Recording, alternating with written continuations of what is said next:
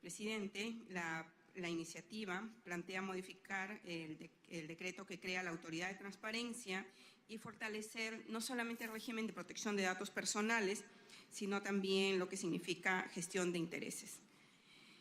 En esta línea, la transparencia ligada al principio de publicidad, porque es el Estado el que principalmente incumple lo que establece la Ley de Transparencia.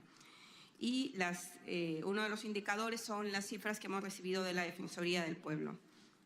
Más o menos un promedio de quejas que ha llegado a un máximo de 908 en un año, que fue el año 2005.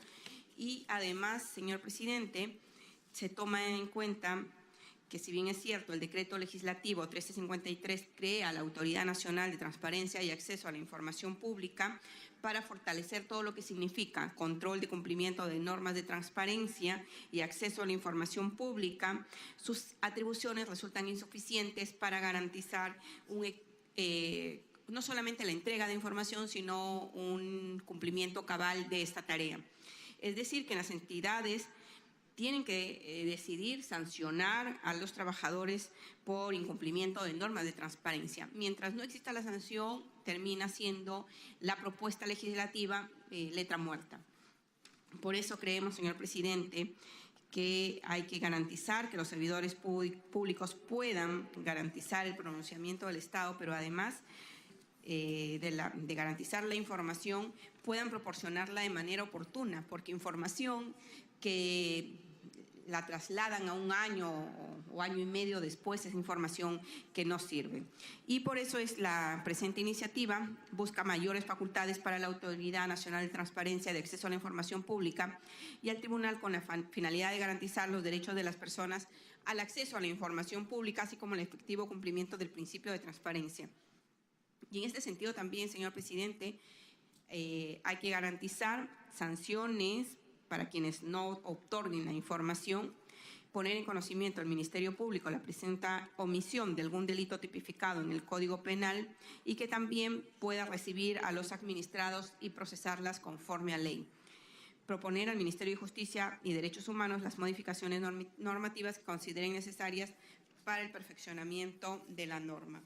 En esta tarea, señor presidente, queremos no solamente ayudar en transparentar la tarea del Estado como información pública, sino que también proporcionar información eficiente sobre obras, proyectos, adendas, que ha sido uno de los temas que más han frenado las instituciones públicas, con el cuento, por un lado, de que me lo prohíbe la Constitución, porque son contratos públicos, contratos secretos, y se crearon leyes para proteger este tipo de adendas, que en realidad era una protección a la corrupción, porque 15, 20 años después o 5 años después, lo único que vemos es que se protegía esa información porque deliberadamente las obras estaban financiadas o multiplicadas por 2, por 3, por 4, generalmente el promedio era por 5.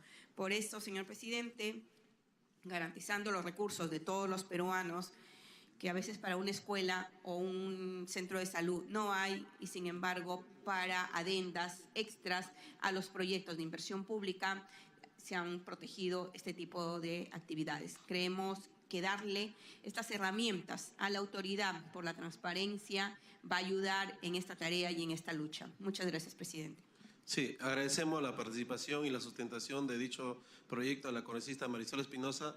Damos la bienvenida a la congresista Marisa Glave, al congresista Víctor Andrés García Belaunde, al congresista Vicente Ceballos, al congresista Roy Ventura.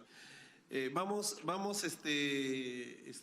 esperando alcanzar el quórum, por eso es que se había iniciado con la sustentación de este proyecto de ley. Quisiéramos, hasta alcanzar el quórum, pasar a la sustentación de dos proyectos que se han agendado para el día de hoy. Ya se encuentran presentes los proponentes y vamos a iniciar la sustentación del proyecto de ley 1311-2016 que propone Ley de Gestión de Espacios Públicos. Tiene la palabra la congresista Marisa Glave. Muchas gracias, presidente. como ha dicho, el punto que acaba de exponer la congresista Marisol Espinosa, entiendo que lo vamos a debatir cuando tengamos quórum, porque quisiera felicitarla por la iniciativa y hay un par de cosas que quisiera opinar sobre la propuesta de texto sustitutorio que ha llegado con el dictamen que nos ha alcanzado el equipo de la comisión. Pero paso a la sustentación que me pide, presidente. Este proyecto de ley, el proyecto de ley 1113, es un proyecto de ley de gestión de espacios públicos. Quisiera señalar, presidente, que también tienen ustedes en la comisión el proyecto de ley 1312 de la congresista Indira Wilca, que es un proyecto de ley que trabajó también conmigo, ¿cómo está?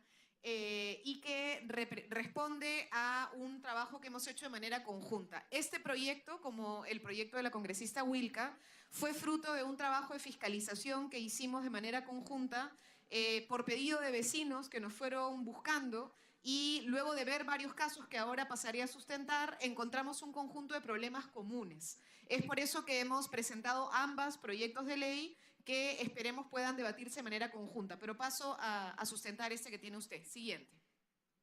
¿Cuál es la problemática? Los espacios públicos, presidente y colegas, son los espacios en los cuales la comunidad se reúne, donde cada uno de nosotros, donde nuestros hijos, donde los vecinos se encuentran en igualdad. Cuando uno llega a un parque, cuando uno llega a una plaza, en realidad no importa de qué región es, no importa cuál es su nivel socioeconómico, no importa el color de su piel, simplemente se encuentra con otra persona exactamente en calidad de ciudadano y de ciudadana. Y por tanto, todo el tipo de interacción que tenemos en los espacios públicos son interacciones que se dan en equidad, presidente. Siguiente.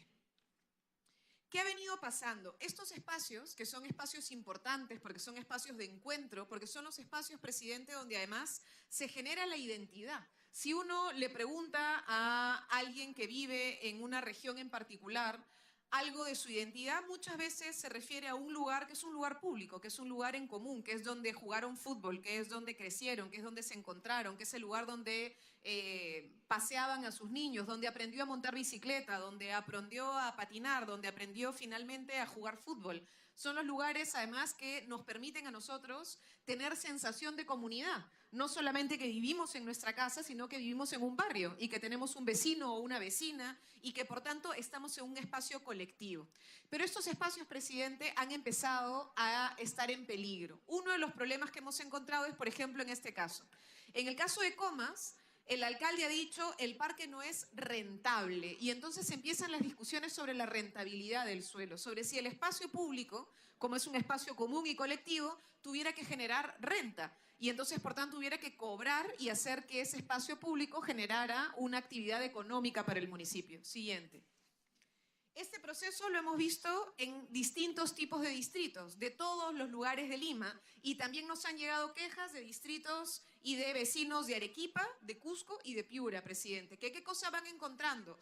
Que distintos alcaldes han ido, de alguna manera, siendo presas de lo que se ha llamado iniciativa privada, y que estas iniciativas privadas lo que buscan es desarrollarse, pero ¿dónde? En espacios públicos. Y entonces lo que terminan haciendo es un proceso de privatización, presidente. Y eso, por ejemplo, en el espacio de la Costa Verde, que muchos de ustedes han visto pasando por Lima, es algo que pasa cotidianamente. Siguiente. Si nosotros vemos encuestas como la encuesta Lima Cómo Vamos, podemos encontrar ahora ya en Lima y Callao cómo es que la gente se siente satisfecha o insatisfecha sobre la presencia de espacios públicos en su ciudad y en su barrio. Y entonces la gente empieza a tomar conciencia, los ciudadanos empiezan a tomar conciencia sobre cuán bien están atendidos estos espacios, si están limpios, si son seguros, si tienen luz, si están adecuadamente cuidados y por tanto se puede disfrutar de esos espacios o no. Siguiente. Uno de los datos importantes, presidente, es que la Organización Mundial de la Salud sostiene que cada uno de nosotros que vivimos en ciudades deberíamos tener en esas mismas ciudades un número mínimo de metros cuadrados de espacio verde para tener una calidad de vida adecuada. Lo que nosotros hemos encontrado es que ciudades como Lima, por ejemplo, no tienen ni siquiera el promedio básico mínimo que pide la Organización Mundial de la Salud. Y a pesar de eso, seguimos disminuyendo el número de espacios públicos que tenemos. Siguiente. Ustedes pueden ver acá, este es el día que nosotros acompañamos, por ejemplo, uno de los casos que se ha vuelto emblemático en la ciudad de Lima y es en Lince, el Parque Castilla. Este es un parque que tiene mucho uso, quienes sean vecinos del INSE y lo conozcan o que están en la zona de frontera, porque este parque está en una triple frontera en varios distritos. Es un parque muy grande que usan mucho los vecinos y que de pronto el alcalde puso una ordenanza para evitar que se utilizara para actividades recreativas. Y entonces de esa manera, ¿qué ha pasado? Un movimiento ciudadano, recolección de firmas que han ido al Tribunal Constitucional a quejarse porque finalmente se está restringiendo su derecho como ciudadanos a poder hacer actividad pública, activa y recreativa. Siguiente. Como ese caso, encontramos casos en San Juan del Lurigancho, en Comas, en Barranco. De hecho, al congresista del Castillo y a mí nos han denunciado por defender un espacio público en Barranco. Y tenemos un montón de casos en los cuales lo que encontramos son vecinos que sienten que la autoridad pública no actúa o que cuando actúa lo hace para entregarle al privado la administración del espacio público y por tanto no tienen mayor herramienta de nada. Siguiente. Lo que hemos hecho entonces son dos proyectos de ley, este que les estoy exponiendo yo y el que ha hecho la congresista Wilca, que lo que busca es generar herramientas de gestión y de cuidado de los espacios públicos. Siguiente. El objeto de la ley es establecer principios y reglas generales que rijan el ejercicio de las competencias en la administración y gestión de los espacios públicos, su importancia para la articulación ciudadana, promoviendo el desarrollo equilibrado y un hábitat seguro y saludable. Siguiente. Tiene principios básicos, reconoce en primer lugar el derecho a la ciudad. Esto es algo que se ha logrado en la tercera reunión de Hábitat, que es el espacio de encuentro de los representantes de países de Naciones Unidas. El último Hábitat ha sido en Quito y finalmente se reconoce el derecho a la ciudad, el derecho que tenemos quienes vivimos a las ciudades a tener un espacio saludable, seguro, donde podamos encontrarnos y no un campamento, es decir, no un conjunto de casas, una conjunto de la otra, sino todo lo que hace y articula que ese territorio sea considerado una ciudad. Al bienestar colectivo, presidente, a la construcción de ciudadanía, a la participación ciudadana y a la transparencia, reconociendo a los vecinos y a las vecinas como agentes importantes de participación. Siguiente. En teoría, los espacios públicos, presidente, se caracterizan por ser inalienables, por ser imprescindibles y por ser inembargables. Sin embargo, están siendo desafectados, esto quiere decir que simplemente pierden su carácter de espacio público y están siendo rematados, o pasan a procesos de concesión en los cuales se entrega el 100% del terreno o el 80% del terreno y por tanto desaparece su dimensión pública. Siguiente. Entonces, lo que estamos planteando nosotros es recuperar la importancia de los espacios públicos, señalarlo en el texto normativo. Siguiente. Y plantear algunas herramientas para su administración y mantenimiento, en las cuales planteamos, por ejemplo, que si una autoridad local pretende hacer un ejercicio de concesión en un espacio público, ¿qué podría ocurrir? Imaginemos, por ejemplo, una feria, o imaginemos, por ejemplo, alguna actividad complementaria, o, por ejemplo, tenemos un espacio público muy grande y de pronto se quiere concesionar kioscos porque los niños que van o los vecinos que van quieren adquirir algunos elementos. Se puede permitir, pero siempre y cuando la infraestructura de lo que se esté concesionando no sea permanente, que se pueda retirar rápidamente, que no tenga más de un año de tiempo de concesión y que el área concesionada no supere el 15%, presidente, haciendo además obligatorio que estas concesiones sean estrictamente compatibles con la actividad de recreación activa y pública que tienen los espacios públicos. Siguiente. Planteamos, presidente, además instrumentos básicos de gestión, planes provinciales de espacios públicos, planes distritales de espacios públicos, inventario de espacios públicos, y esto nos parece importante, ¿por qué? Porque muchas veces, cuando vamos a los territorios, a veces ni siquiera los alcaldes saben que el parque existe. No está ni siquiera mapeado, presidente, no se sabe qué dimensión tiene, si es distrital, si es metropolitano, si es suficientemente grande como para que sea de impacto general o si está pensado únicamente para una población local. No sabemos qué tenemos, presidente. Y el punto 1 es obligar al inventario para poder hacer un seguimiento. Siguiente. Se plantea la posibilidad de tener instrumentos de gestión también, presidente, como para crear nuevos espacios públicos, para poder lograr, presidente, que recursos que se pueden hacer como permuta o compraventa o donaciones alrededor puedan servir para financiar la administración de los espacios públicos. Siguiente. Se plantea además finalmente un elemento que nos parece fundamental y es la supervisión, defensa y recuperación de los espacios públicos. Los alcaldes, las alcaldesas tienen que velar por los espacios públicos y los vecinos tienen que poder tener también herramientas para defender estos espacios públicos. Una cosa que hemos visto en los últimos años es que las invasiones, sobre todo en barrios periféricos, terminan siendo cada vez más cotidianas. Y de pronto, ¿qué cosa se invade? La canchita. Y entonces a los 5 o 6 meses nadie movió esa invasión y de pronto se perdió el espacio de la canchita y entonces se va perdiendo el espacio público, presidente. Y nosotros creemos que es fundamental que haya sanción y responsabilidad al funcionario que no cumpla con el cuidado y el mantenimiento de estos espacios. Muchas gracias. Agradecemos a la congresista Marisa Glave por la sustentación. Si algún congresista tuviese algún comentario o pregunta respecto al proyecto que se acaba de sustentar, congresista Víctor Andrés. Presidente, me parece muy bien el proyecto, lo he escuchado, me parece muy interesante porque estamos ante el abuso y el capricho, lamentablemente, de muchos alcaldes en el Perú, no solamente en Lima, no solamente en Barranco, pero hemos visto cómo se alquilan parques, se hacen piscinas.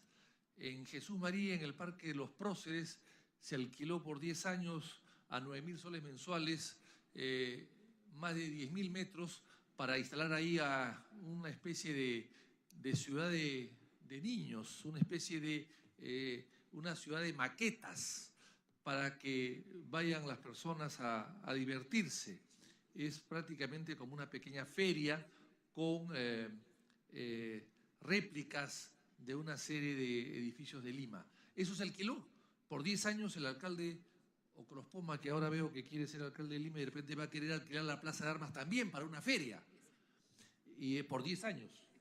Entonces, yo creo que esto es peligrosísimo. Los parques en Lima, y en el Perú, que son ciudades casi todas muy parecidas, con pocas áreas verdes, no se puede permitir que los alcaldes destruyan las áreas libres, alquilándolas o haciendo cosas que se concesionan. Se hace una piscina y se concesiona, o sea, ni siquiera la administran. Y los parques se han reducido. El parque Matamulas o el parque Próceres que he mencionado se ha reducido. El bosque El Olivar se redujo también por construcciones que un alcalde tuvo la fortaleza de poder desalojar a algunos inquilinos o unos vecinos que habían aumentado sus jardines a costa del bosque El Olivar. El bosque El Olivar de Pueblo Libre ya casi no existe prácticamente porque se han construido con los alcaldes que han permitido construcciones. Y así las principales áreas verdes de la ciudad están siendo achicadas. En el Campo de Marte, el mismo alcalde que he mencionado entregó todo un terreno para que se construya el Centro Cultural Chino, como si los chinos no tuviesen dinero para construir ese centro cultural en cualquier parte de Lima. Sin embargo, se les entregó, ahí está, al lado de las viejas tribunas del hipódromo de Santa Beatriz, se ha construido el Centro Cultural Chino. O sea, un pasaje a la China no vale pues regalarle un terreno a un país que está financiando todo y que además está adueñándose de muchos proyectos mineros y de pesca en el Perú, que tiene dinero para construir ese y cualquier otro centro cultural en cualquier parte del país. Entonces, ese tipo de cosas no se pueden ni aceptar, presidente. Entonces, yo creo que hay que insistir. Yo tengo un proyecto que quisiera que se pueda juntar con el proyecto que se ha mencionado para que se insista en que los parques son imprescriptibles, inalienables y inembargables, intransigibilidad, la intransigibilidad de los parques, la intransigibilidad, la imprescriptibilidad y la inalienabilidad. O sea, esas tres condiciones yo creo que son fundamentales, presidente. Insisto, los alcaldes no pueden hacer lo que le da la gana con con las áreas verdes, que hacen obras para, se supone, beneficio del pueblo, pero lo que hacen es subarrendarlas o concesionarlas a amiguetes de ellos por 10 o 20 años y son grandes negocios en terrenos públicos y al final el vecino es el gran perjudicado. Si quieren hacer obra, que la hagan, presidente, pero no en base a terreno o área pública, abierta y libre. Agradecemos la participación del congresista Víctor Andrés García Belaunde. Vamos a tomar en cuenta para ver si su proyecto se acumula, asimismo también el 1312 de la congresista Indira Wilca, para que se acumule también al proyecto sustentado por la congresista Marisa Glave. Damos la bienvenida a la congresista Betty Ananculí, a la congresista Úrsula Letona y al congresista Vicente Ceballos. Cedemos el uso de la palabra al congresista Vicente Ceballos. Presidente, gracias. Creo que es una propuesta temática sumamente importante y oportuna, sobre todo en este crecimiento acelerado, desordenado y agresivo que están teniendo las ciudades modernas de nuestro país. Sin embargo, debo advertir, presidente, ya existe como una obligatoriedad de las municipalidades contar con un plan de desarrollo urbano concertado. Es decir, planificar cómo debe crecer una ciudad. Y en estos planes están obligados a considerar zonas de aporte, zona de recreación, zona comercial, de usos comunes, o sea, eso está planificado. De repente nos falta la bendita palabra intangibles, ¿no? Yo comparto la propuesta alcanzada por Marisa, sin embargo, cuando dice que un 15% y por un techo máximo de un año pudiera, oiga, eso de pudiera y ese 15%, querramos luego no admitirlo en estas peripecias que da la política, sobre todo en gestiones que cada 4 años se alternan, genera perdurabilidad en el tiempo y es ceder. Yo más bien me atrevería a corregirlo, que simplemente se defienda el 100% de estas áreas. Y más aún, ¿no? El congresista Víctor Andrés no me deja mentir. Estuvimos a cargo de una comisión investigadora. Lima Tambo, por un pelín, se queda sin zonas de recreación. Es más, o sea, las ocuparon. Y lo más grave, las autoridades municipales, obligadas a controlar, a fiscalizar y a defender, tuvieron una omisión cómplice. Casi lo perdemos. Estamos a punto de recuperarlo. No sé cómo está en el foro judicial. Y lo otro, con la presencia del Papa Francisco aquí en Perú, en la base de Las Palmas, se puso en el debate público a través de distintos medios la posibilidad de que esta sea considerado como un espacio verde, de oxígeno para una ciudad que está creciendo de manera desordenada, arbitraria. Entonces, el mensaje detrás de ello es que en estos tiempos, como le he dicho antes, estamos acudiendo a un crecimiento agresivo, sin autoridad y obviamente con desapego a las normas. Esta norma, por eso insisto una vez más, se hace más que perentoria, necesaria. Pero hay que corregirla y concatenarla con los instrumentos de gestión que tiene en su escritorio cada alcalde o cada gobernador regional. Y solamente las sugerencias reiteradas. Intangible, que no se sea ni un 15 ni un 10%. Pero yo quiero de repente poner como un elemento fáctico que ayude un poquito a dilucidar de mejor manera este tipo de temas, ¿no? El tema de las municipalidades es el mantenimiento de parques y complejos deportivos. La media de pagos por impuesto predial y baja policía a nivel nacional es un 35 o un 40%. Y escasamente a los municipios les alcanza para pagar como gasto corriente sueldos. Y si tiene para sueldos escasamente, ¿cómo le queda para mantenimiento? Llámese abonos, jardinero, agua, luz. De repente esto va a implicar que colateralmente vayamos trabajando cómo fortalecer la alicaída economía que tienen distintas gestiones municipales. Es todo, presidente. Agradecemos la participación del congresista Vicente Ceballos. Damos la bienvenida al congresista Dalmiro Palomino, al congresista Federico Pariona. Congresista García Belaunde, antes de darle el pase, quiero, contando con el quórum de ley, quiero instalar formalmente la presente sesión. Siendo las 4:03 del 16 de abril, con la presencia de los señores congresistas Alejandra Mayo, César Segura, Roy Ventura, Úrsula Letona, Marisa Glave, Betty Ananculí, Dalmiro Palomino, Federico Pariona, Vicente Ceballos, Miguel Castro, Persia Calá y la presidencia. Constatado el quórum de reglamento, se da inicio a la segunda sesión extraordinaria de la comisión correspondiente al periodo anual sesiones 2017-2018. Siendo una sesión extraordinaria, pasamos directamente al orden del día. Solamente para dar cuenta de que, conforme a lo dispuesto en la sesión del Pleno del Congreso del 5 de abril, han ingresado como titulares de la comisión los congresistas César Segura Izquierdo y Federico Pariona Galindo del Grupo Parlamentario Fuerza Popular, Jorge Meléndez Díaz del Grupo Parlamentario Peruano por el Cambio. Ingresan como accesitarios los congresistas Roy Ventura Ángel, Gladys Andrade Salguero, Juan Carlos Yuyes Mesa y Joaquín Dipas Guamán del Grupo Parlamentario Fuerza Popular. Sale como titular el congresista Salvador Eresi Chicoma.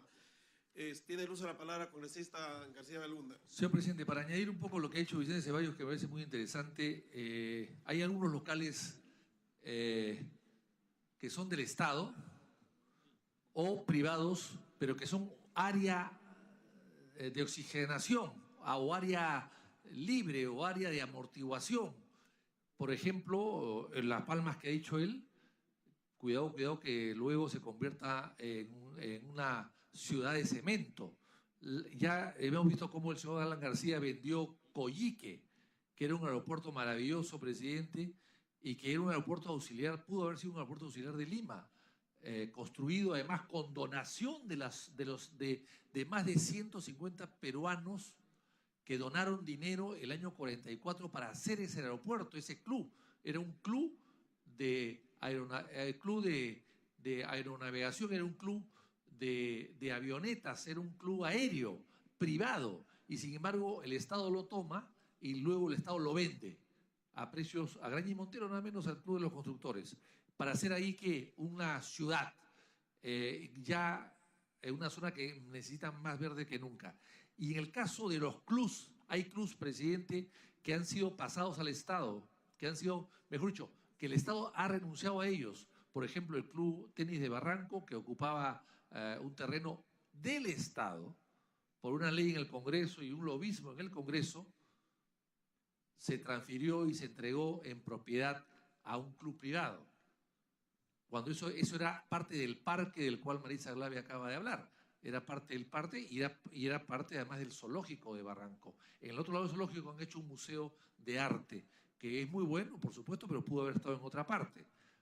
Y entonces todas las lagunas que había ahí para esparcimiento de la gente desapareció. Las secaron para permitir entrar al museo, que pudo haber estado en cualquier parte del museo. Pero también hay otros clubes, presidentes, que venden sus terrenos. Por ejemplo, el Lima Polo tenía 3 canchas de polo, ahora tiene solamente 2. En una de ellas está la Embajada Americana. O sea, lo que quiero decir con esto, y el hipódromo de Monterrico tenía 50 hectáreas, ahora tiene 35, 15 han sido cedidas para un centro comercial, creando un caos en la zona. Y de repente van a vender 10 más por allí, porque como están siempre necesitados de plata y los caballos no dan tanto como daban antes, porque ahora ya hay casinos, el casino compite con el caballo, evidentemente el hipódromo puede desaparecer. Entonces, lo que habría que añadir quizás, presidente, en esta norma es que se prohíbe el cambio de uso de los clubs. ¿Por qué? Porque en Inglaterra, por ejemplo, presidente, en Inglaterra, el famoso club de tenis de Inglaterra, donde se juega tenis, se llama Wimbledon. El club de Wimbledon, por ejemplo, qué bien. Veo que ha sido concurrente de ese club. Bueno, pero en todo caso, Wimbledon, por ejemplo, y cualquier club de Inglaterra están prohibidos de cambiar de situación. ¿Por qué? Porque como son clubes sin fines de lucro, presidente, están exceptuados de todo tipo de impuestos. Entonces, es lo que puede haber pasado en el Club del Polo o en el Jockey Club, que han estado exceptuados de impuestos, de una serie de impuestos, y que después de 30, 40 o 50 años que la gente construye alrededor para beneficiarse con el aire limpio y libre de esa área poco usada, digamos, luego se encuentran que después de 30 o 40 años que ellos le han dado una plusvalía al terreno, se dan cuenta que el club cambia de zonificación y lo vende y hace un centro comercial, perjudicando a la zona. Eso no se puede permitir, porque en Inglaterra, cuando pasa eso, presidente, el club, si quiere desaparecer y vender sus tierras, tiene que devolverle al Estado todos los años que ha dejado de pagar impuestos. Y eso vale tanto que al final el club nunca se vende. Y por eso es que Inglaterra, presidente, en Londres, que usted veo que conoce mucho, Inglaterra, todos los asisten clubs en todas partes. Cada ciudad tiene muchos clubs con áreas verdes que son los pulmones de la ciudad.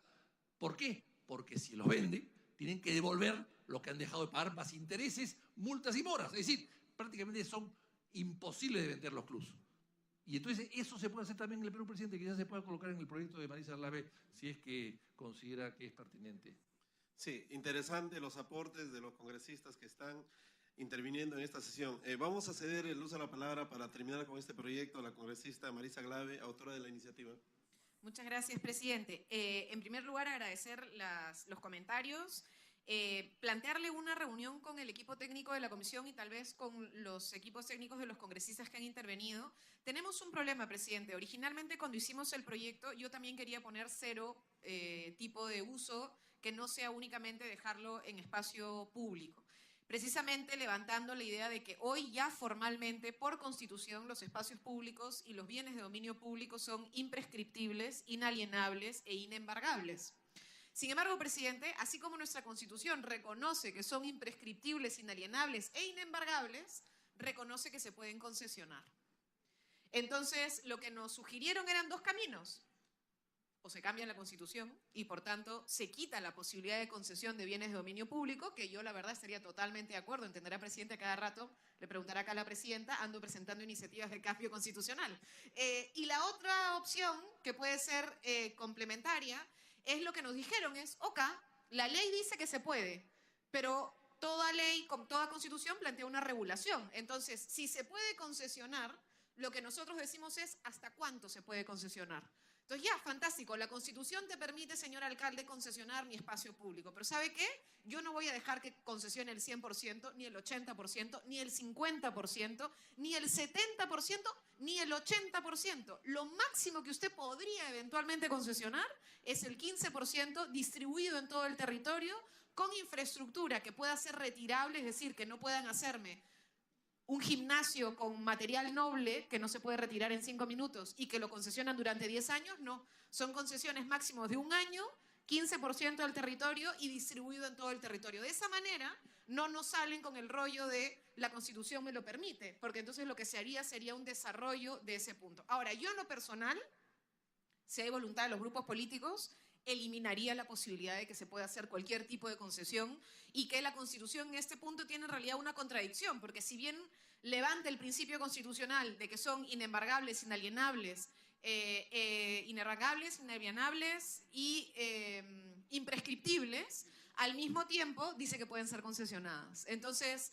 ahí tenemos una contradicción en el propio texto constitucional. Entonces, esta ha sido la alternativa que hemos discutido con varios colegas para precisamente proteger y poner un límite, es decir, cualquier cosa que uno eventualmente concesione equivalente a un 15% no será más que una actividad realmente complementaria con lo que se haga en ese terreno, ¿no? Entonces, era uno de los mecanismos para tratar de ponerle un control por ahí. Ojalá se pueda hacer, presidente. Y lo último que ha dicho el congresista García Belaúnde sobre Inglaterra, Wimbledon y demás, con lo que estoy de acuerdo, son mecanismos, presidente y congresista García Belaúnde, de captación de plusvalías, porque en realidad lo que termina ocurriendo es que van poniendo un conjunto de gravámenes a la explotación del suelo, que el club, como no las usa porque no lo está explotando, dice yo no lo pago. Entonces después, cuando lo quieren vender, ya no lo pueden vender porque lo que tienen que pagar es toda la especulación que ellos iban a ganar. Y por tanto, lo que se hace es que se controla el valor del suelo, finalmente, presidente. Sobre eso hemos presentado una iniciativa de ley, que es la Ley de Uso y Gestión del Suelo, precisamente para discutir el tema de plusvalías urbanas en el Perú, que está también en la comisión, presidente, y ojalá podamos discutir. Gracias. Presidente, agradecemos. Una interrupción. Si me permiten, presidente, no quiero molestar más a los miembros de la comisión. Efectivamente, yo creo que hay que legislar. Fíjese usted, presidente, el Club Terrazas, por ejemplo, que está acá en el Óvalo o en la Plaza Jorge Chávez, el terreno originalmente se lo cedió el presidente Leguía. La pregunta es, ¿de quién es ese terreno hoy día?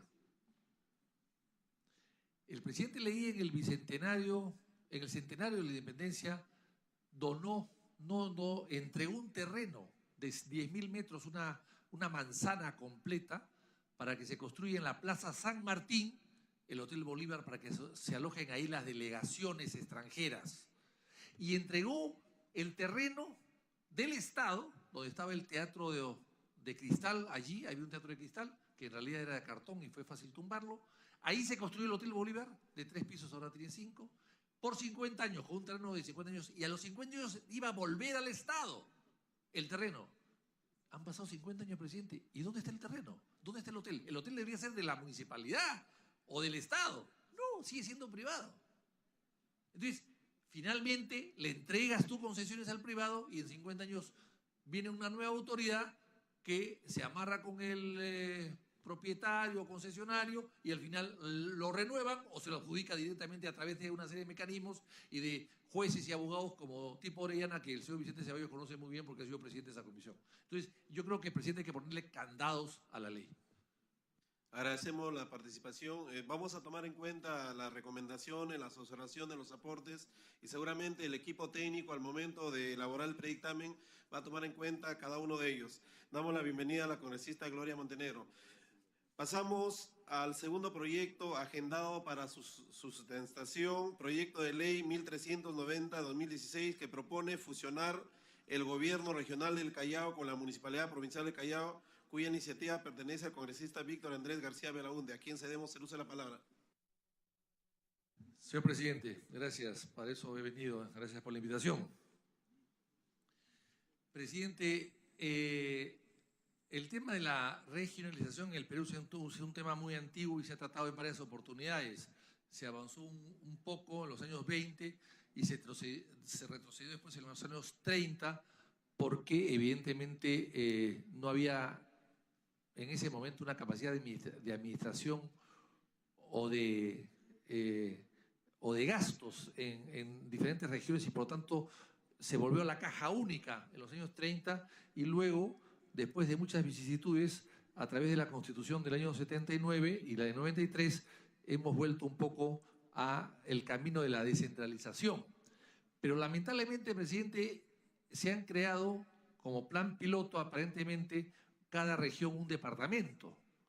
Como plan piloto porque la idea no era esa, la idea era juntar departamentos para buscar regiones más completas, que tengan todo tipo de recursos y además que sean continuas físicamente unas de la otra. Pero en el caso del Callao, presidente, se cometió un error gravísimo planteado por política simplemente de los años 2001, a partir de 2001, por el Congreso, algunos congresistas del Callao, que con el ánimo de tener más autoridades, más amigos administrando los recursos públicos en el Callao, hicieron algo que realmente no estaba previsto. Es decir, hicieron que el Callao sea una provincia, una sola provincia, y que encima de ella haya una región. Estamos hablando de una provincia y una región. Encima de ella exactamente calza. Una provincia, una región. En Lima pasa lo mismo, pero en Lima no se dividió la autoridad. En Lima, el alcalde de Lima es jefe de su región, gobernador ahora o presidente de región en ese momento. Pero en el Callao no. En el Callao, por cuestiones políticas, con nombres y apellidos, el señor Negreiro fue uno de los impulsores de esto, por supuesto, para quedar bien con sus electores, con el mayor respeto que le tengo, por supuesto, no es una crítica a su persona, sino a la idea, que me pareció que era demagógica. Es decir, se creó esta provincia y encima una región, con diferentes recursos. Entonces, ¿qué pasa ahora, presidente? Tenemos cosas que se duplican, hay gerencias que se duplican. Por ejemplo, hay gerencias igualitas, Gerencia General de Desarrollo Económico Social, lo hay en la municipalidad, lo hay en la región. Gerencia de Transporte y de Tránsito, hay una y hay en la otra. Gerencia General de Programas Sociales, hay en una y hay en la otra. Y así, hay 62, señor presidente, gerencias en la municipalidad, 42 en la región. Gerencia Regional de Desarrollo, Gerencia Regional de Desarrollo Económico, Gerencia Regional de Planeamiento, Presupuesto y Conocimiento, todo tipo de gerencias, presidentes. Hay gerencia de tránsito pesado, gerencia de tránsito ligero, en fin, gerencia de serenazgo privado, hay gerencia de serenazgo público, en fin, perdón, hay gerencia de serenazgo y gerencia de policía, ¿no? O de guardianía. O sea, todo se repite, presidente. Entonces, ¿qué pasa? Estamos hablando de que la Municipalidad de Lima, por ejemplo, para hacer una comparación, tiene un presupuesto de 1.700 millones. Dentro de ese presupuesto, la Gerencia de Lima tiene 100 millones de presupuesto. ¿Qué pasa en el Callao? En el Callao, la región Callao no tiene 100 millones, tiene 1.100 millones de presupuesto. Y la municipalidad tiene 400 millones del Callao. En total suman como 1.500 millones contra 1.700 de Lima. 1.500 divididos en 2 gobiernos. En Lima, 1.700 en un solo gobierno. La diferencia es que en Lima hay 8 o 9 millones de habitantes, en el Callao hay 1 millón de habitantes. Bueno, me dice Marisa que 10, puede ser 10. Me ha faltado contar a ella y unos amigos más. Pero en todo caso, presidente, estamos hablando que se gastan en dietas solamente en la municipalidad 389.000 soles. Se gastan en dietas en el otro lado 489.000 soles. Hay 27 oficinas. Se gastan 71 millones de soles solamente en gastos administrativos de las gerencias. O sea, realmente todo el ingreso de la región Callao, gran parte del canon, se va a burocracia. No se va al pueblo del Callao. El pueblo Callao no recibe, de esos 1.100 millones, 1.700 se van a gastos corrientes, 800 casi gastos corrientes, y no llegan al pueblo. Y el pueblo podría estar muchísimo mejor con estos recursos. Entonces, presidente, lo que se trata acá es simplemente fusionar. Es decir, que el alcalde del Callao sea también presidente de su región, sea gobernador de su región, y fusionar las dos instituciones, dando un tiempo prudencial para que lo puedan hacer, por supuesto, y eso significa que va a haber un ahorro en gestión, va a haber un ahorro en administración, va a haber un ahorro en prácticamente todo. O sea, vamos a lograr mejores administraciones y vamos a lograr que se pueda emplear mejor el recurso con mayor capacidad, con mayor, ojalá que también transparencia, por supuesto, pero sobre todo que puedan emplearse los recursos en revertirlos en lo que hace una región, educación, salud, etcétera. Yo creo que este proyecto, presidente, creo que es fundamental porque es una cosa lógica. Igual que Lima, el Callao. La diferencia es muy grande, el costo es muy grande y los grandes perjudicados son siempre los vecinos de la ciudad. Gracias, presidente. Agradecemos al congresista Víctor Andrés García Belaúnde por la sustentación. Congresista Marisa Glave, sus comentarios al respecto. Muchas gracias, presidente. Saludando la iniciativa del congresista Víctor Andrés García Belaúnde, solamente una recomendación, presidente, o un tema que además tenemos que ver en el caso de Lima. En el caso de Lima, es verdad, tenemos lo que se llama el título especial de Lima Metropolitana para que asuma funciones de municipalidad provincial y de programa de gobierno regional. Sin embargo, presidente, a pesar de que son una misma institución, sigue teniendo 2 pliegos y sigue teniendo 2 estructuras en una misma oficina. Entonces, yo también concuerdo con el congresista Víctor Andrés García Belaúnde que la verdad es que es un sinsentido tener en un mismo territorio 2 autoridades que tienen prácticamente competencias que muchas veces terminan chocando innecesariamente y que no permite una correcta planificación. Pero habría que superar el problema que hoy tiene Lima, porque el problema que tiene hoy Lima es que las oficinas del programa de gobierno regional Lima Metropolitano, pídale al equipo técnico y seguro podrán sacar una impresión de cómo está hoy el organigrama de Lima Metropolitana y puede ver usted gerencias que tienen que ver con temas ambientales y servicios a la ciudad en la Municipalidad Metropolitana de Lima y luego el programa de gobierno regional Lima, donde encuentra usted la gerencia ambiental y de recursos naturales. Entonces, sí habría que ver algún mecanismo en el cual en realidad no tiene ningún sentido que sean 2 equipos. Por lo menos en el caso de Lima, son 2 equipos que dependen de una misma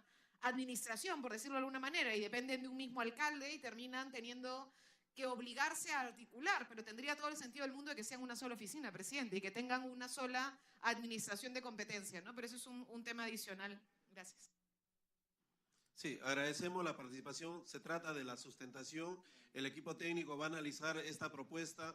Creo nosotros somos segunda comisión. Esto ha sido derivado también a la Comisión de Constitución. Esperamos tener una coincidencia entre ambas comisiones y agendar el dictamen en las próximas sesiones. No, presidente, nada más, fíjese, una disquisición que no entiendo, a ver si alguien me puede ayudar. En la municipalidad, entre las 62 gerencias, hay una gerencia de protección del medio ambiente. Hay una gerencia de control del medio ambiente. Hay una gerencia de participación vecinal. Hay otra gerencia de organización vecinal. Caramba, yo me siento ignorante cuando leo estas gerencias y digo a qué se dedica una, a qué se dedica la otra, si no es lo mismo. Estamos hablando de 62 gerencias y en la región 42, de las cuales 24 son idénticas hasta que el nombre. Entonces, presidente, yo creo que estamos acá despilfarrando recursos y el pueblo del Callao es el que más sufre las consecuencias, su falta de seguridad, su falta de salud, su falta de educación. Agradecemos la participación del congresista Víctor Andrés García Belaunde y oportunamente estaremos convocando cuando se tenga listo el predictamen para su debate y sustentación. Vamos a continuar con la agenda del orden del día, predictámenes que han sido agendados para el día de hoy. Predictamen recaído en los proyectos de ley 767-2016 y 995-2016 que proponen fortalecer el principio de transparencia y el derecho de las personas al acceso de la información pública. Los proyectos son de iniciativa del congresista Luis Yica García y de la congresista Marisol Espinosa. Como es conocido, el decreto legislativo 1353 se refiere a la Autoridad Nacional de Transparencia y Acceso a la Información Pública, fortalecimiento del régimen de protección de datos personales y la regulación de la gestión de intereses. En esa norma se crea tanto la Autoridad Nacional como el Tribunal de Transparencia y Acceso a la Información Pública, ambos organismos adscritos al Ministerio de Justicia. Para la elaboración del predictamen se ha tenido en cuenta las opiniones recibidas de la Contraloría General de la República, la Presidencia del Consejo de Ministros, el Ministerio de Economía, de la Defensoría del Pueblo, de la Autoridad Nacional de Servicio Civil y del Ministerio de Justicia y Derechos Humanos, considerando además las regulaciones ya emitidas luego de presentadas las iniciativas legislativas. En ese sentido, el texto sustitutorio plantea en síntesis: en relación a fortalecer la capacidad de gestión de la Autoridad Nacional, se le otorga funciones en materia de poner en conocimiento del Ministerio Público la presunta comisión de algún delito tipificado en el Código Penal por el incumplimiento de las normas de transparencia y acceso a la información pública, recibir denuncias de los administrados y procesarlas conforme a ley. El predictamen opta por conservar la facultad de las entidades del Estado para sancionar directamente a servidores y funcionarios estatales que vulneren las normas de transparencia y acceso a la información pública y que la Autoridad Nacional intervenga de modo obligatorio para revisar y resolver todos los casos en que no se hubiera aplicado sanción alguna sobre los presuntos infractores. Este planteamiento empodera a la Autoridad Nacional y le otorga un rol revisor, manteniendo un esquema descentralizado del modelo, evitando cuellos de botella, burocratización y mayores costos para los involucrados. B. Respecto al tribunal, tiene la función de órgano resolutivo y actúa en última instancia administrativa en materia de transparencia y acceso a la información pública a nivel nacional. Sus pronunciamientos sobre eventuales sucesos de indebida clasificación de información se derivan del conocimiento de un caso en particular, es decir, de un hecho concreto que forma parte de un expediente determinado. En resumen, la función general de establecer los lineamientos sobre dicha materia atañe a la Autoridad Nacional, exclusivamente en tanto la aplicación de sanciones por el incumplimiento de estos mismos es competencia del tribunal. En ese sentido, el texto sustitutorio mantiene esa clara diferenciación de competencias y funciones establecidas en la legislación actual. Se ofrece la palabra sobre la materia a los señores congresistas que quieran intervenir. Congresista Percy Alcalá. Señor presidente, tengan muy buenas tardes. A través suyo saludar a todos los señores congresistas presentes. Si bien es cierto, esta ley se dio en el año 2002, yo creo que con la libertad, digamos, de tener acceso a toda la información pública principalmente, pero a través del tiempo se ha hecho un estudio que del año 2005 al 2015, la Presidencia del Consejo de Ministros dice que solamente el 40% de las solicitudes de transparencias han sido respondidas. O sea, tenemos en cuenta que un 60% no ha respondido, no se le da la debida importancia. Igualmente, Defensoría del Pueblo dice que en el año 2006 tuvo un pico de 908 denuncias durante un año, ¿no? Por lo tanto, yo creo que habría que hacer algunos reajustes y yo creo que esta ley va a conllevar a que se cubra esos vacíos que hoy en día existen y sobre todo dando hoy en día pues, ciertas funciones a la Autoridad Nacional para que cumpla como una función sancionadora para que puedan, digamos, cumplir todas las instituciones, teniendo en cuenta que la mayoría, digamos, de las denuncias son por los arbitrios que existen hoy día en los gobiernos locales. ¿Qué es lo que sucede? La Ley Orgánica de Municipalidades exige claramente que se debe publicar en el Diario Oficial Peruano, en el caso de Lima, de la región, y en el caso del resto del país igualmente tienen la facultad de hacerlo en el periódico judicial, digamos, dentro de la región. El inconveniente es que, por ejemplo, aquí en el caso de Lima, la región Lima, existen pueblos que reciben 30.000 soles mensuales, y publicar, digamos, el edicto, digamos, de arbitrios cuesta 26.000 soles. Por lo tanto, y lo que ellos van a cobrar al final es cero. Por lo tanto, no lo publican. Sí ha visto casos concretos como el distrito de Asia, donde sí se ha exigido, digamos, que se publique en el diario oficial peruano. La mayoría no han querido pagar, y durante años la municipalidad dejó de cobrar, ¿no? Donde es la mayoría de quejas en este sector, y yo creo que es un proyecto algo muy bueno, y yo creo que estamos de acuerdo con este proyecto de ley, ¿no? Sí, agradecemos la participación, congresista Alcalá. Congresista Marisa Glave. Gracias, presidente. En primer lugar, felicitar a la Comisión por agendar este tipo de proyectos. La verdad, estamos en un momento, presidente, en el que la ciudadanía necesita sentir que el Congreso se compromete con la transparencia y se compromete con la lucha contra la corrupción. Y en ese sentido, la ley de transparencia, y en este caso en particular, la Autoridad Nacional de Transparencia, es una entidad que puede ser un pilar fundamental para lograr realmente que la ciudadanía, los periodistas de investigación, los congresistas, presidente, que nos dedicamos a temas de fiscalización, podamos acceder realmente a la información, y los funcionarios no se blinden como hasta ahora lo hacen y no entreguen la información. Lo sé, presidente, porque varios colegas hemos tenido, yo por ejemplo tengo un problema porque he tenido que mandar 3 cartas reiterativas por un tema que estoy investigando, y los funcionarios no entregan la información, presidente. Y ya tengo incluso carta de la Autoridad Nacional de Transparencia diciendo que tengo razón y que tienen que entregarme esa información, y no la entregan, presidenta. Entonces, ¿qué cosa es lo que usted está normando acá con esta iniciativa? Poniéndole un poco más de dientes, ¿no es cierto? Y un poco más de herramientas para la parte sancionatoria en caso de que no cumplan. Yo quisiera plantear 2 cosas, presidente, al texto sustitutorio que ustedes han alcanzado.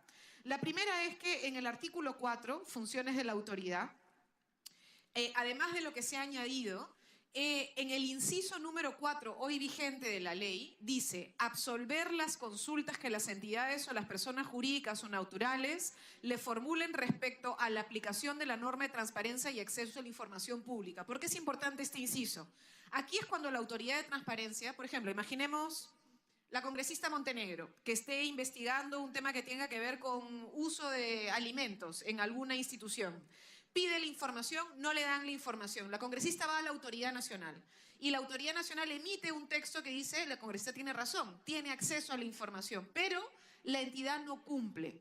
¿Por qué? Porque cuando absuelve la autoridad, no tiene carácter vinculante, presidente. Entonces, podríamos hacer una modificación muy simple, que es que a este inciso 4 se coloque absolver con carácter vinculante las consultas que las entidades o personas jurídicas o naturales le formulan. Entonces, simplemente colocando aquí en el inciso 4 con carácter vinculante, le estamos dando un diente más a esta entidad para que realmente pueda avanzar en un tema de lucha por la transparencia, presidente. La segunda cosa que me preocupa es, estuvo acá presente la congresista Marisol Espinosa y nos expuso y nos dijo que era importante que la ciudadanía pudiera quejarse, ¿no es cierto? Que pudieran presentar quejas. Y entonces se ha incluido en el texto que usted nos manda, presidente, el inciso número 11, recibir denuncias de los administrados y procesarlas conforme a ley. ¿Cuál es el tema, presidente? La Autoridad de Transparencia tiene 4 trabajadores. Ojo, estamos con ese inciso abriendo la puerta a que de pronto puedan recibir 1 tonelada. Entonces, estando totalmente de acuerdo en que incluyamos recibir denuncias de los administrados y procesarlas conforme a ley, sería bueno incluir también que se hace una recomendación al Ministerio de Justicia para dotar de más personal y de mayores recursos a esta entidad, porque si no la autoridad no va a poder hacerse cargo, presidente, de esta competencia. No ponerlo como iniciativa, sino es como recomendación. O sea, que por lo menos salga de nosotros una recomendación al Ministerio para que el Ministerio sea finalmente quien lo haga. Es una especie de exhorto, presidente, para que finalmente puedan entregar un poco más de recursos para que pueda cumplir con esta competencia. Muchas gracias.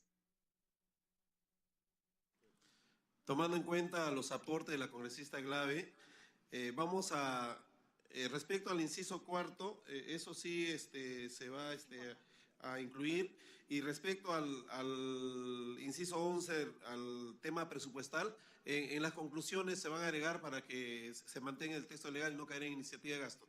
Tomando en cuenta los aportes, vamos a proceder a someter al voto el predictamen recaído en los proyectos de ley 767-2016 y 995-2016.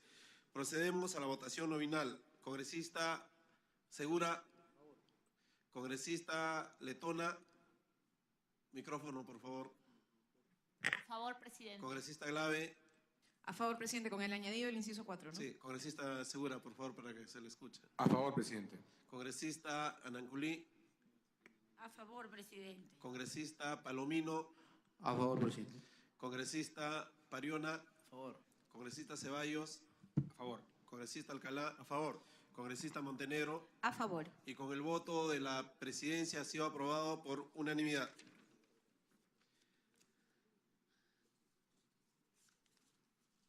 Predictamen recaído en el proyecto de ley 572-2016, que propone fomentar el expendio de diarios y revistas y loterías. La propuesta corresponde al congresista Héctor Becerril. La iniciativa legislativa busca promover y regular la labor de los expendedores de diarios, revistas y loterías en un marco de respeto y valorización de su labor por parte de los municipios y de los lectores. La libertad de información, derecho importante de la población, es canalizar por los canillitas, ya que su labor es canalizada por los canillitas, ya que su labor garantiza que los ciudadanos estén informados a través de los diarios, a través de sus kioscos o módulos ubicados en la vía pública en las principales calles, hacen llegar la información de los medios de comunicación escritos. Sin embargo, algunas municipalidades no entienden ni valoran su labor, siendo tratados de manera discriminatoria, negándole la entrega de autorizaciones y o permisos para la venta de diarios y revistas, impidiendo su crecimiento y perjudicando su labor diaria. No obstante, la Municipalidad Metropolitana de Lima considera factible ubicar los kioscos o módulos en las veredas, retiros y en cualquier parte de la vía pública, siempre y cuando se encuentre autorizada por la voluntad local y el espacio público donde se ubiquen los módulos de venta obedezca a los criterios técnicos de ornato urbano o tránsito establecidos en el Plan Integral del Uso de Vía Pública de cada municipalidad. Del mismo modo, la Municipalidad Metropolitana de Lima considera que no resulta factible otorgar calidad de permanencia absoluta los módulos de expendio, ya que las vías y áreas públicas, su suelo y aire son bienes de dominio público previstos en la Ley Orgánica de Municipalidades, concordante con la Ley del Sistema Nacional de Bienes Estatales.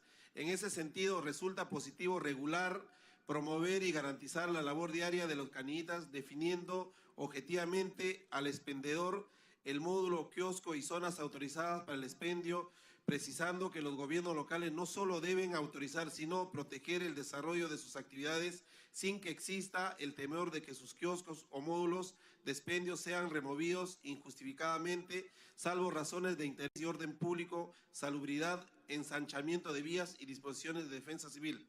A su vez, los canillitas deben brindar su servicio con responsabilidad y respeto al libre tránsito y acceso peatonal y vehicular, conservando el ornato y la limpieza pública, coadyuvando a la libertad de información y por ende a la educación y cultura del pueblo, así como promover las actividades turísticas de su localidad, distribuyendo folletería y material audiovisual previa coordinación con los gobiernos locales. Se ofrece la palabra sobre la materia a los señores congresistas. Congresista Alcalá.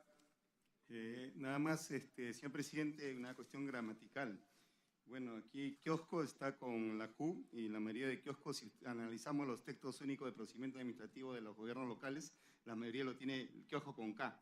Sería bueno aclarar eso, o en todo caso aprobamos con cargo de redacción y verificar eso.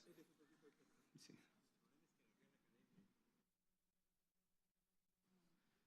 ¿Alguna otra intervención, congresista Glave? Sí, presidente. Desde mi despacho hemos estado tratando de contactarnos con la Federación Nacional de Vendedores de Diarios y Revistas y Loterías del Perú y con la Federación de Expendedores y Vendedores de Diarios, Revistas y Loterías del Perú, las dos federaciones existentes. No lo hemos logrado, presidente, así que voy a abstenerme. Espero lograr contacto con ellos a la sesión del Pleno para poder saber su opinión, dado que tiene que ver con ellos. Bueno, con las participaciones, no habiendo ninguna, perdón, congresista Letona. Gracias, presidente. ¿La comisión no les ha pedido opinión a los gremios? Es un gremio bastante fuerte. A mí lo que me preocupa es que de la redacción del texto sustitutorio, no del proyecto original.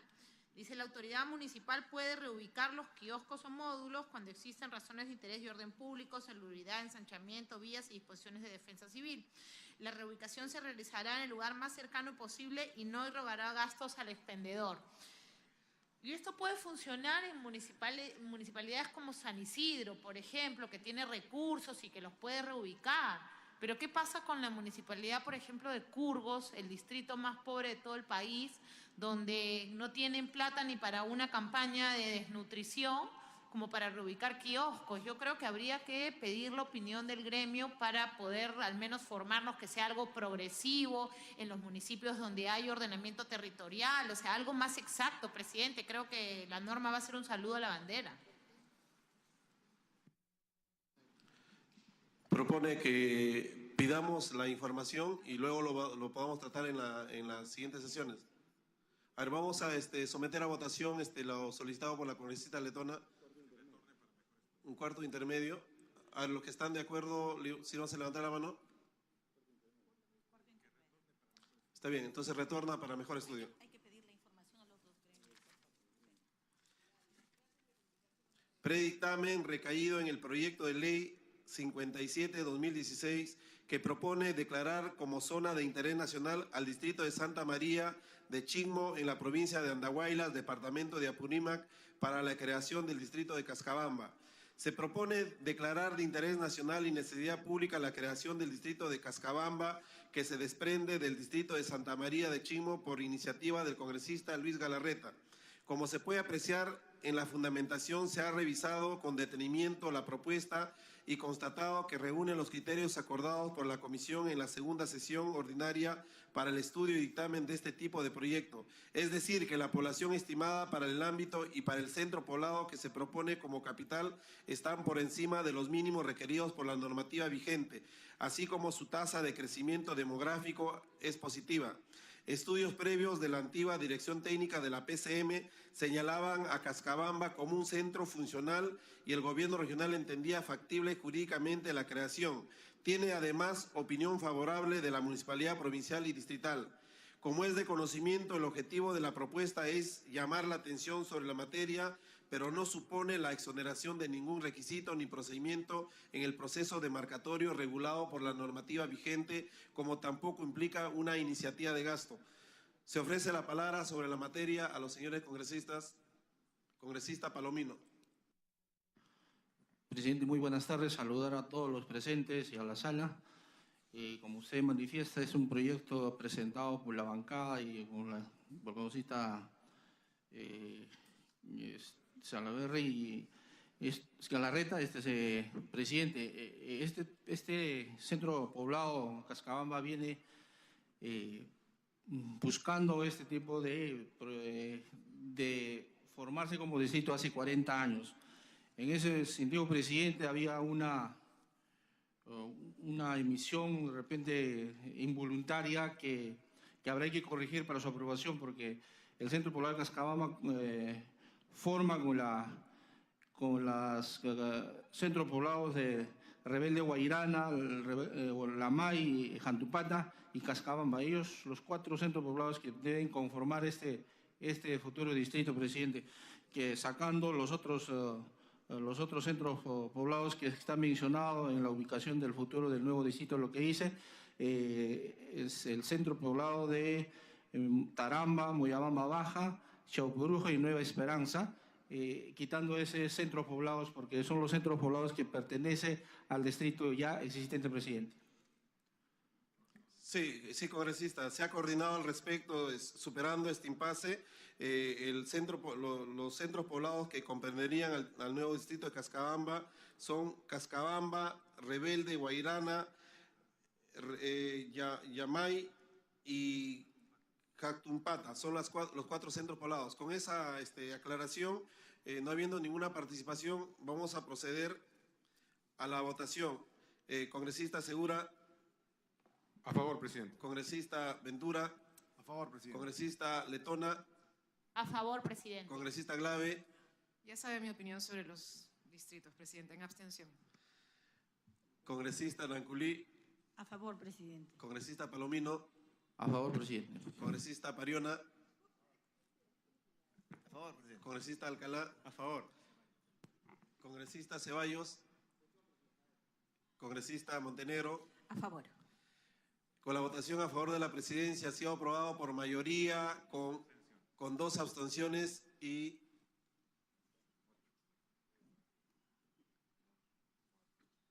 8 votos y 10 votos a favor. Pasamos al siguiente punto de agenda. Predictamen recaído en los proyectos de ley 2286-2017 y 2395-2017, que proponen declarar de necesidad pública de interés nacional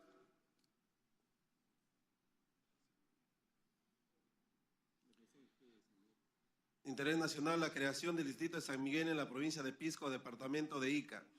Se propone declarar de interés nacional y necesidad pública la creación del distrito de San Miguel, que se desprende del distrito de Pisco en el departamento de Ica, y son iniciativa del congresista César Segura Izquierdo y el congresista Miguel Ángel Elías.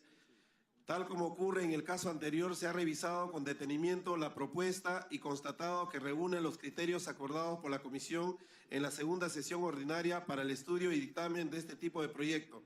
Es decir, que la población estimada para el ámbito y para el centro poblado que se propone como capital están por encima de los mínimos requeridos por la normativa vigente, así como a su tasa de crecimiento demográfico es positiva. Como es de conocimiento, el objetivo de la propuesta es llamar la atención sobre la materia, pero no supone la exoneración de ningún requisito ni procedimiento en el proceso demarcatorio regulado por la normativa vigente, como tampoco implica una iniciativa de gasto. Hacemos presente a los señores congresistas que para las autoridades y para quienes impulsan esta creación de futuros distritos, seguramente el día de hoy sería un día histórico porque se da un paso formal, un paso que va a impulsar para que el Poder Ejecutivo pueda atender esta gestión.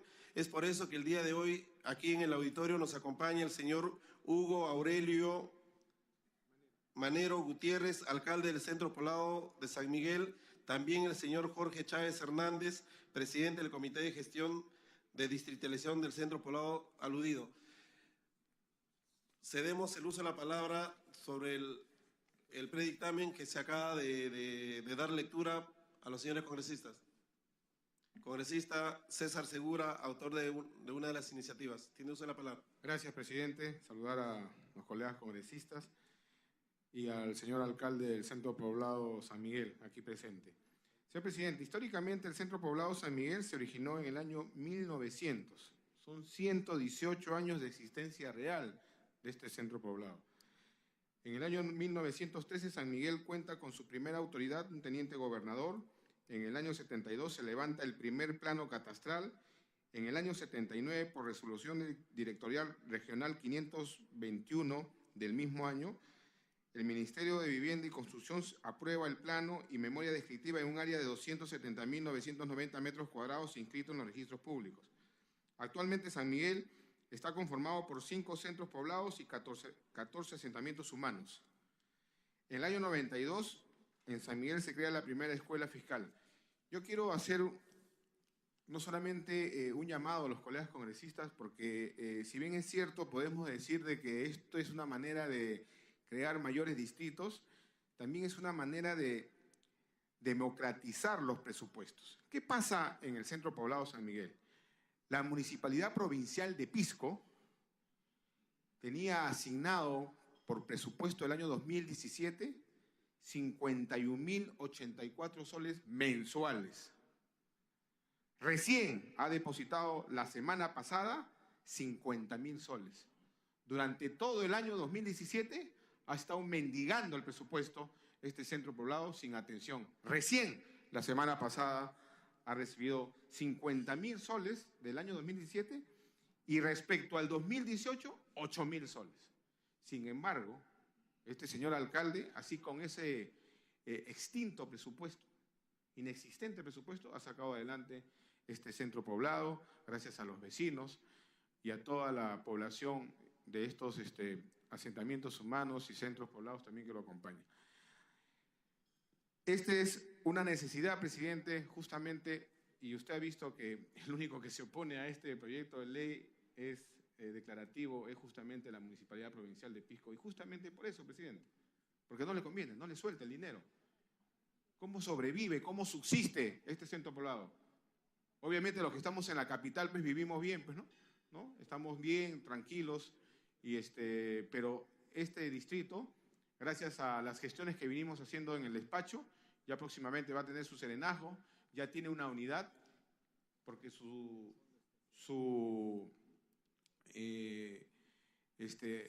atención médica ya cuenta con una unidad que fue donada por una institución del Estado. Así que, señor presidente, este dictamen cumple con las normas constitucionales y desarrolla el proceso permanente de descentralización establecido en el artículo 188 de la Constitución Política del Perú y dentro del principio de concordancia práctica y el desarrollo dinámico de los procesos sociales que justifica el cambio del centro poblado a Municipalidad Distrital de San Miguel. Muchas gracias, presidente. Agradecemos al congresista Segura, autor de esta iniciativa, y antes de quedarnos sin quórum vamos a someter a votación el mismo. Quiero comentar. Congresista Pariona. Solamente, presidente, bueno, sabemos que los proyectos que presentan nuestros colegas me imagino, así ha hecho un trabajo bastante analizado y es más, traen la necesidad de la población, ¿no? Pero yo hago un comentario porque ya en esta comisión a veces ha surgido algunos inconvenientes también con la misma población, pero yo sé que ese tema siempre hay que tener en cuenta antes, porque a veces cuando ya se genera una iniciativa, un proyecto, hasta del pleno, se hace regresar o se crea todo un malestar en la población. Lo digo porque, bueno, nosotros estamos viviendo en Junín, entre Cusco y Junín.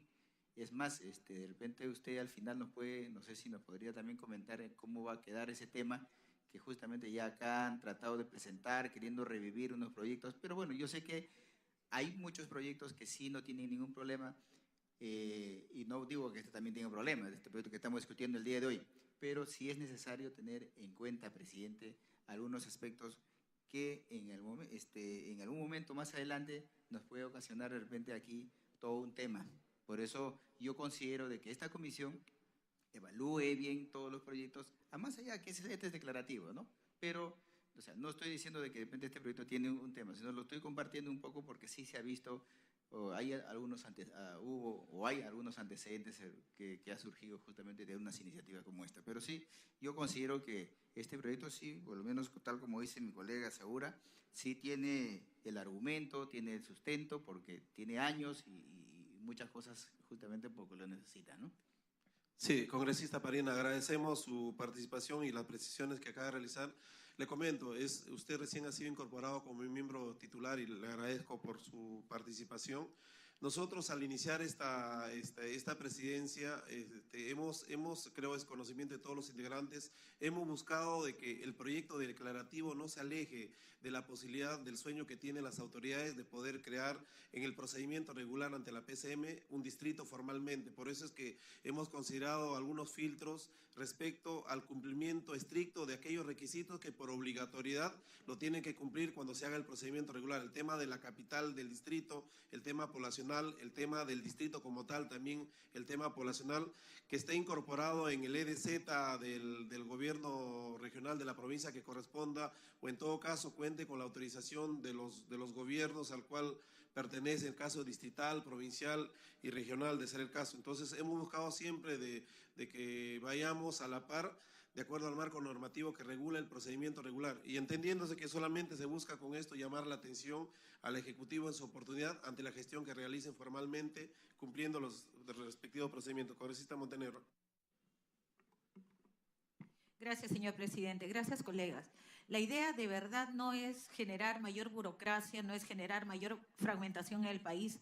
No se necesita, no se requiere. Pero quienes venimos de poblaciones realmente lejanas, abandonadas, nos damos cuenta que hay centros poblados que tienen más población que los distritos, que lamentablemente no tienen presupuesto, no tienen servicios básicos, y esa mendicidad de mes a mes, de día a día, de semana a semana, ellos no pueden movilizarse muchas muchas veces no tienen ni para los pasajes de ir a gestionar al distrito, a la provincia o a la región lo que les corresponde.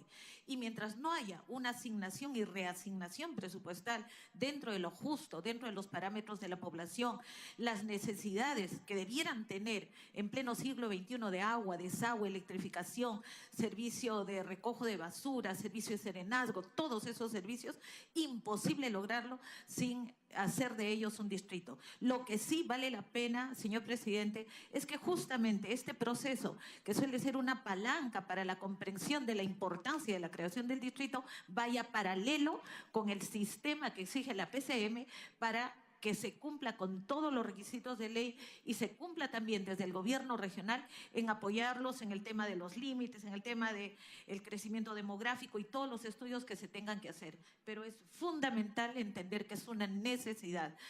Por otro lado, justamente es en los centros poblados donde tenemos mayor desnutrición infantil, donde tenemos más anemia, donde no hay agua, donde justamente las viviendas necesitan de mayor apoyo, los servicios higiénicos, y todo eso es una sumatoria de necesidades por las cuales tenemos que dar este inicio desde la Declaración Nacional sobre la creación de estos distritos. Gracias, señor presidente.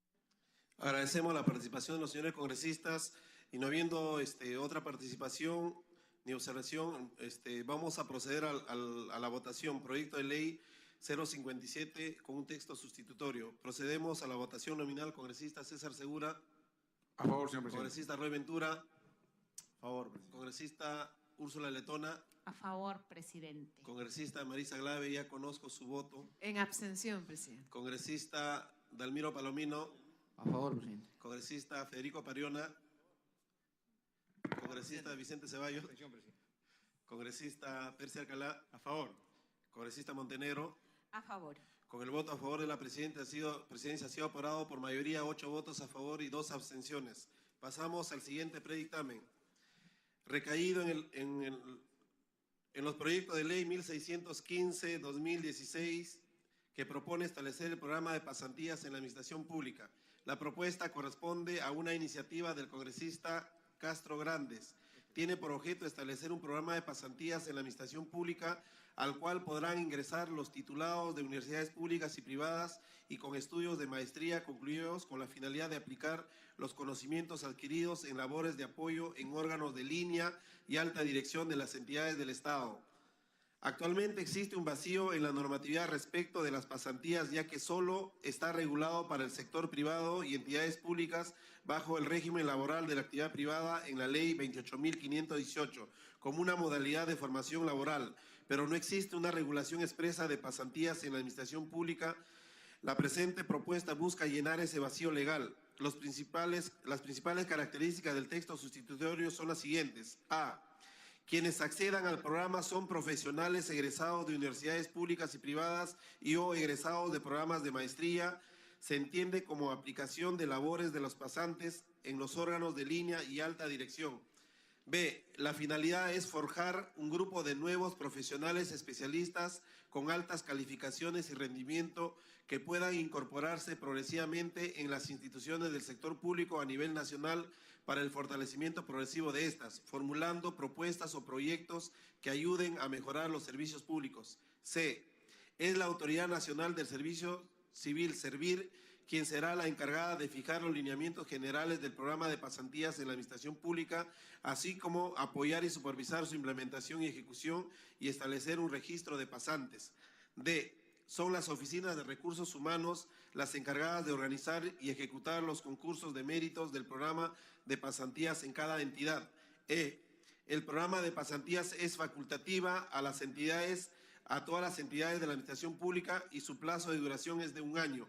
F. Los pasantes tienen derecho a que se les pida la certificación correspondiente una vez culminado el programa satisfactoriamente. Percibirán una subvención económica mensual con cargo a la disponibilidad presupuestal de cada entidad sin demandar recursos adicionales al Tesoro. G. El monto de la subvención es establecido por cada entidad teniendo como referencia su escala remunerativa y el tiempo de dedicación. El servicio prestado por los pasantes no constituye relación laboral. Se ofrece la palabra sobre la materia a los señores congresistas. Congresista Letona, tiene usted la palabra. Gracias, presidente. Presidente, un poco tratando de entender la lógica del proyecto. Quienes hemos trabajado en la administración pública sabemos que el empleo público es lo único que está creciendo en nuestro país. El empleo privado está estancado y en la administración pública seguimos generando el ingreso sin ninguna capacidad de meritocracia. En el fondo creo que la intención del proyecto no es mala, pero en el entendido que se va a crear un régimen especial, que no va a haber una relación laboral per se, estos chicos serían contratados dentro de un programa de pasantías. No hay una relación laboral, no hay ningún incentivo. O sea, el incentivo no existe. Cuando hemos contratado chicos dentro de la administración pública, antes era básicamente, aprendías muchísimo dentro de la administración pública y un poco que eso compensaba. Pero hoy, al no crecer el empleo privado y al solamente, según los datos, crecer el empleo público, esto puede terminar siendo un contrasentido. Yo pediría que en todo caso la Secretaría de la Comisión evalúe la posibilidad de, dentro del programa de pasantías, establecer de repente un beneficio tributario, por ejemplo, la exoneración del pago de renta por lo que ese estipendio que se le va a pagar. O sea, tiene que haber un mecanismo mucho más creativo que nos permita atraer talento. Si no, los van a contratar por el régimen CAS general. Va a ser mucho más rentable. Entonces, yo veo una evidente contradicción sin desmerecer el fondo del proyecto. Gracias. Congresista Vicente Ceballos. Marisa, tiene usted la palabra. Gracias, presidente. Gracias, congresista Ceballos. Sí, presidente, nosotros en realidad tenemos tres preocupaciones. La primera, como lo dijimos en la modalidad formativa que se discutió sobre los institutos técnicos, presidente, es que este tipo de proyectos deben pasar también por la Comisión de Trabajo y se tiene que consultar al Ministerio de Trabajo, presidente. He revisado con el equipo y no hay consulta al Ministerio de Trabajo. Solo ha opinado Servir, es verdad, pero el MINTRA como institución no ha opinado, presidente. La segunda cosa tiene que ver, insisto, esta primera, usted no tiene la culpa. Yo sé que es la primera vicepresidencia quien deriva. Sin embargo, sí sería importante que para evitar problemas como los que hubo con el anterior proyecto, sí, por lo menos desde esta comisión se plantee que este proyecto también vaya a la Comisión de Trabajo, porque finalmente es un tema que tiene que ver con una relación laboral. La segunda cosa, presidenta, es que Servir, que ha emitido opinión, porque precisamente tiene que ver con personas que entrarían al régimen público, porque en este caso estamos hablando de la entrada al régimen público. Servir lo que está diciendo es que primero habría un contraste con la ley de modalidades formativas hoy existentes, con lo cual no tendría sentido, presidente, que hagamos otra ley, a pesar de que hoy existe una ley de modalidades formativas. Lo que tendríamos que hacer es revisar la ley de modalidades formativas, que ya de por sí tiene varios problemas. Pero en todo caso, entrar a esa discusión, no comenzar a poner uno de los problemas que tenemos en el Estado peruano, presidente, en general, y uno de los problemas de la legislación peruana es que en vez de resolver los problemas, decimos, hago mejor otra ley, y comienzo a poner parches por otras partes, y hoy tenemos una ley de régimen formativo laboral. Entonces, hay que entrar a esa discusión, presidente. Y Servir también señala, presidente, además que hoy por hoy, en teoría, la ley Servir ya plantea cuál es el ingreso finalmente a la carrera pública. El problema es que la ley no se aplica. O sea, el problema es que no hemos logrado hacer la reforma del servicio civil. Y entonces esto añadiría un elemento más al caos normativo que hoy tenemos de cómo finalmente se ingresa a la administración pública, presidente. Entonces hay que tener un poquito más de debate, por lo menos, o sea, y de darle una reflexión mayor a este tipo de normas. La tercera, presidenta, es que hay un tema de principio acá, ¿no? O sea, es decir, yo sé que el concepto de los derechos laborales para muchos están venidos a menos, es una pena, sinceramente, porque la verdad es que deberíamos defenderlos, presidente, pero estamos hablando acá de gente que son profesionales, es decir, acá no estamos hablando ni siquiera de personas que están formando su carrera, no, acá son profesionales, gente que esté estudiando ya titulados y que están haciendo una maestría o un doctorado y que en ese caso entran en este tipo de modalidad. Entonces, hay que tener cuidado, presidente, o sea, hay que darle una vuelta. Creo que no deberíamos adelantarnos a sacar una legislación así, tal vez invitar a algunos expertos, tener algún debate adicional, pero por lo pronto, ojalá hoy no tengamos que entrar a votación, sino adelanto que nosotros votamos en contra. Congresista Vicente Ceballos. Presidente, gracias. Aunándome a las observaciones planteadas por Úrsula y Marisa, tres temas muy concretos, presidente. tenemos que definirnos. O sea, hay 3 regímenes laborales en la administración pública, 276, 728 y el llamado régimen servir. Hemos hecho un esfuerzo desmesurado, diría yo, presidente, por pasar todo a la 728, cual si el régimen servir no existiera. Y yo recuerdo en el 2012 y 2013 se hizo un gran esfuerzo aquí en el Parlamento para empezar a ordenar la administración pública desde la perspectiva laboral. Sin embargo, ha quedado relegada, postergada, por no decir excluida. Y más aún, si hablamos que hasta la fecha la estamos excluyendo, hoy le estamos dando un adicional, y es las llamadas pasantías. Lo segundo, presidente, en el proyecto original se hablaba inclusive del tercio superior, que en la propuesta que nos está alcanzando está siendo excluido. Pero algo más, presidente, dicen, en la norma dicen, título profesional correspondiente o haber culminado estudio de maestría. Sabemos perfectamente que en la realidad peruana, para pasar al grado de maestría, se puede hacer con bachillerato, ¿correcto? Entonces, definámonos, o es licenciatura o es maestría, o es ambas. Pero no se puede dejar una ventana abierta para que con bachillerato, de una u otra manera, se esté ganando un espacio en la administración pública. Y lo tercero, presidente, en el tema de las subvenciones. Suena muy interesante, es muy sugestiva la palabra subvención, ¿no? Y de acuerdo a la capacidad económica de la entidad. Presidente, yo lo comentaba inicialmente en un proyecto que planteó Marisa, ¿no? Los practicantes, como media en los gobiernos regionales y en las municipalidades, ganan entre 500 y 600 soles. Y no les pagan. Y si es que les pagan con sumo retraso. Adicionalmente a ello, vamos a endosarle una tarea mayor, que son las pasantías. O sea, yo destaco de esta ley, sí, el objetivo central o la finalidad del proyecto, ¿no? Darle calidad de atención al usuario o al ciudadano. Pero creo que este no es el formato más ideal, presidente. Yo no estoy planteando que esto se vaya al archivo. No, creo que está poniendo en el debate público un tema muy, muy urgente que atender. Yo más bien le sugeriría, presidente, que esto pase a un cuarto intermedio para profundizar un mejor trabajo y que nos alcance una propuesta normativa en mejores condiciones, presidente. Gracias.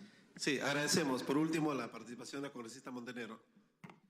Gracias, señor presidente. Justo quería pedir el cuarto intermedio, en primer lugar, porque tenemos que estudiar bien la ley de modalidades formativas y hemos tenido un caso anterior en que nos hemos visto muy afectados, pero también es fundamental que los proyectos que llegan acá lleguen con los informes de las comisiones y de los ministerios a los que compete.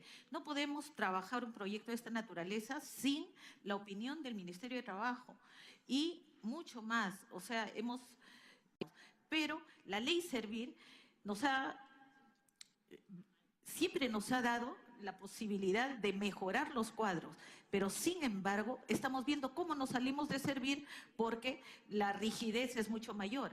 Entonces yo creo que aquí hay una importante iniciativa que debemos de trabajarla, pero con las opiniones respectivas. Gracias, señor presidente. Sí, tomando en cuenta la participación de los señores congresistas y habiéndose planteado un cuarto intermedio por los congresistas Vicente Ceballos y Gloria Montenegro, vamos a someter a votación. A ver, los que estén de acuerdo para un cuarto intermedio del presente proyecto, si no se levanta la mano. Ahí está. Un cuarto intermedio para que se haga lo que estamos diciendo, que se pidan las opiniones, que revisemos, en realidad hagamos una reflexión a través de la Secretaría Técnica mucho más profunda.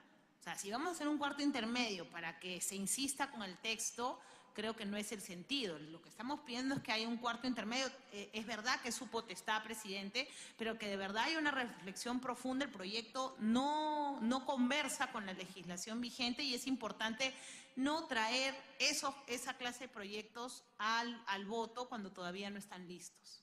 Sí, congresista Letona. El cuarto intermedio es para que retorne comisiones para un mejor estudio y para tener toda la información que se ha planteado en esta sesión. Sometemos a votación para que pase un cuarto intermedio por unanimidad. Pasamos al último predictamen, por favor. Predictamen recaído en el proyecto de ley 552 que propone declarar de carácter prioritario de interés público la creación del distrito de Parachique, La Bocana, provincia de Sechura, departamento de Piura. Se propone declarar de interés nacional y necesidad pública la creación del distrito de Parachique, La Bocana, que se desprende del distrito de Sechura por iniciativa de la congresista Carla Schaefer Cuculiza. Como se puede apreciar en la fundamentación, se ha revisado con detenimiento la propuesta y constatado que reúne los criterios acordados por la Comisión en la segunda sesión ordinaria para el estudio y dictamen de este tipo de proyecto. Es decir, que la población estimada para el ámbito y para el centro poblado que se propone como capital están por encima de los mínimos requeridos por la normativa vigente, así como su tasa de crecimiento demográfico es positiva. Estudios previos de la antigua Dirección Técnica de la PCM identifican a Parachica y La Bocana como un centro funcional y de confluencia y tiene la opinión favorable de la Municipalidad de Sechura. Como es de conocimiento, el objetivo de la propuesta es llamar la atención sobre la materia, pero no supone la exoneración de ningún requisito ni procedimiento en el proceso demarcatorio regulado por la normativa vigente, como tampoco implica una iniciativa de gasto. Yo quisiera que me permitan saludar a la presencia del señor Armando Arévalo, alcalde provincial de Sechura, quien el día de hoy se encuentra presente para poder analizar la forma como se ha debatido este dictamen y conocer a los señores congresistas que están respaldando esta iniciativa muy importante para ellos. Se ofrece la palabra sobre la materia a los señores congresistas. No habiendo ninguna observación, procederemos a someter al voto el predictamen recaído en el proyecto de ley 057 con un texto sustitutorio. Procedemos a votación nominal. Congresista Segura. A favor, presidente. Congresista Ventura. A favor. Congresista Letona. A favor, presidente. Congresista Glave. Presidente, como sabe, me abstengo y decirle al alcalde que más allá de eso podemos apoyar en otro tipo de cosas, pero crear distritos disculpará, presidente. Congresista Nanculí. A favor. Congresista Palomino. A favor. Congresista Pariona. A favor, presidente. Congresista Ceballos. Abstención, presidente. Congresista Alcalá. A favor. Congresista Montenegro. Decirle al alcalde que paralelamente a la aprobación de hoy día tiene que trabajar con su gobierno regional todos los requisitos para que no sea solamente un elemento declaratorio, sino también el trabajo técnico que se requiere para la aprobación no solamente declaratoria, sino de distrito ya. A favor. Y con el voto de la presidencia ha sido aprobado por mayoría con 9 votos a favor y 2 abstenciones. No habiendo otro tema que tratar, se levanta la sesión, siendo las... Consulto la autorización para ejecutar los acuerdos sin esperar la aprobación del acta. Los que estén a favor, por unanimidad, no habiendo otro tema que tratar, se levanta la sesión, siendo las 5:11 horas. Muchas gracias, congresistas.